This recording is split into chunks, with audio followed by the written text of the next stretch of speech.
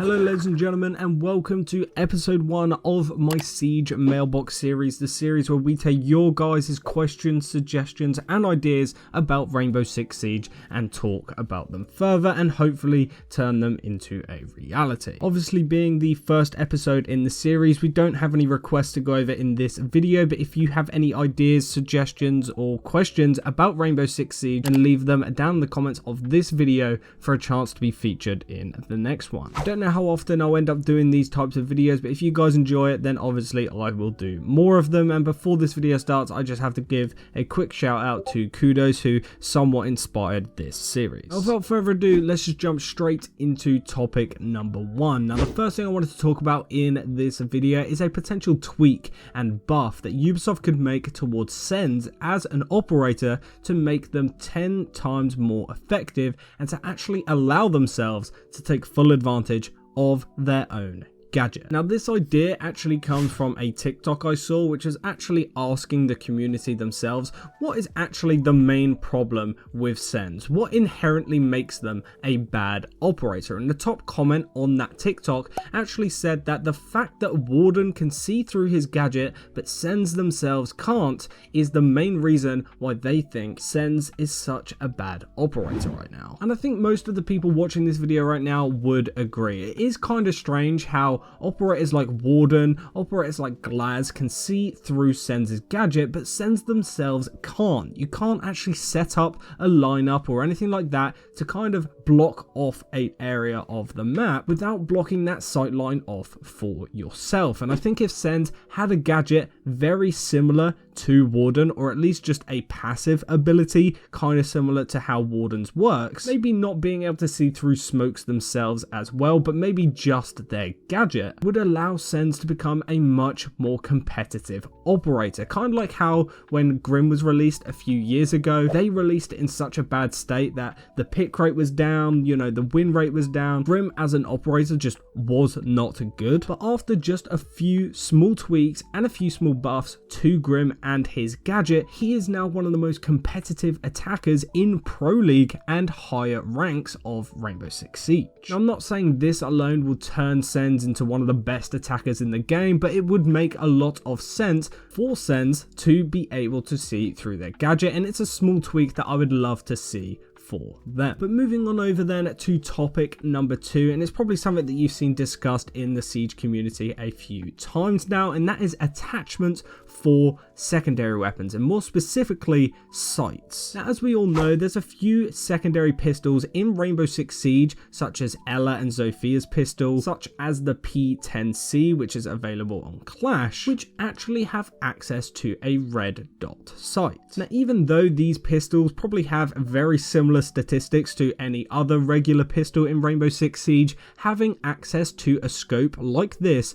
actually makes the pistol a lot more usable. So it goes to beg the question, why don't Ubisoft just add sights like this to every pistol in the game? Now, the way it currently works in Rainbow Six Siege is if an operator has access to any other type of secondary weapon that is not a pistol, aka a secondary SMG or shotgun, that is by far the most favored option, and 9 times out of 10 you will be bringing that secondary. However, there are a few operators in Rainbow Six Siege that only have access to pistols, and those operators specifically are operators that most of the time people don't even end up using their secondary because of how bad it is. Now, I'm extremely guilty of this because even when I am playing Rainbow Six Siege and I, for example, empty a magazine and need to reload, instead of swapping to my pistol, I actually retreat and try and reload, because trying to swap to my pistol to get a free kill is actually more risky most of the time than just backing off and having to reload. And once again, I'm not saying this is going to make the secondary pistols 10 times better, but if every secondary pistol in Rainbow Six Siege had the option of having a red dot sight, I think we would see an increased use and an increased amount of kills with the pistols in Rainbow Six Siege, because the way that they currently work, they are pretty useless, let's be completely honest. And this just goes to show, why stop there? Instead of just adding pistol sights to every pistol, why don't you make every single one-time sight available on every single pistol? And while we're at it, pistols such as Deimos's revolver and Kaid's 44 Magnum, why can't you swap out their default ACOG scope for the actual ACOGs? I think this level of customization would just be a great addition overall. I don't see why Ubisoft don't want to do this. Maybe they don't want pistols to be used as an actual weapon, but then what is the point in even giving an operator the secondary option? Moving on over then to topic number 3, and it is something that once again has been hotly debated in the Siege community a number of times, and that is night maps. As you guys may or may not know, a few years ago in Rainbow Six Siege, there used to be night variant of majority of the maps in the game. This means that whenever you got Cafe Dostoevsky, for example, when you loaded into that match, you could get the night version or you could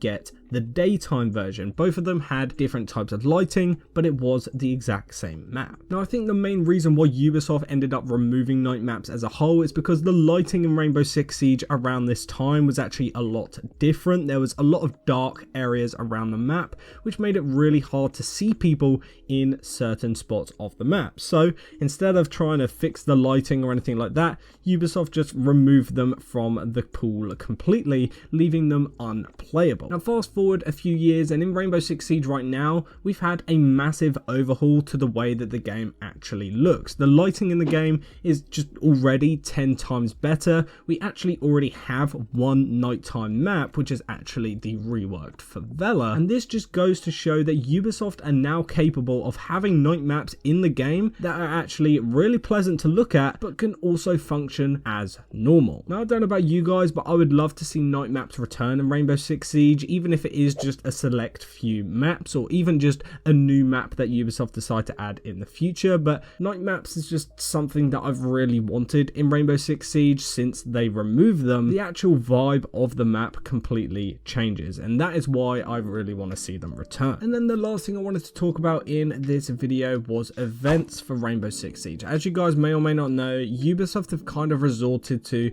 abandoning original events. We don't get new events in Rainbow Six Siege anymore. We only get returning reused events, and they've even started stooping as low as doing recolored skins of those event skins. This is something that I absolutely hate in Rainbow Six Siege. One of the main drawing in factors when I first started playing the game was all the unique game modes and events that they did when I first started playing. Thinking back, events like the Outbreak event and stuff like that really drew me in, and what kept me playing Siege, because we would get events like this relatively consistently, and stuff like that was actually worth getting excited for at that point in time. However, over the last few years, we've only really been getting the same reused events over and over again. I can't even remember what the last original event was, but Ubisoft really need to step up their events game again, because it has been a long time since I've actually seen and played an event in Rainbow Six Siege that I've actually wanted to play more of. So as a closing thought on this video, if you have any event ideas you'd like to see from Rainbow Six Siege, comment them down below, and while you're down there, make sure you leave your questions, suggestions and ideas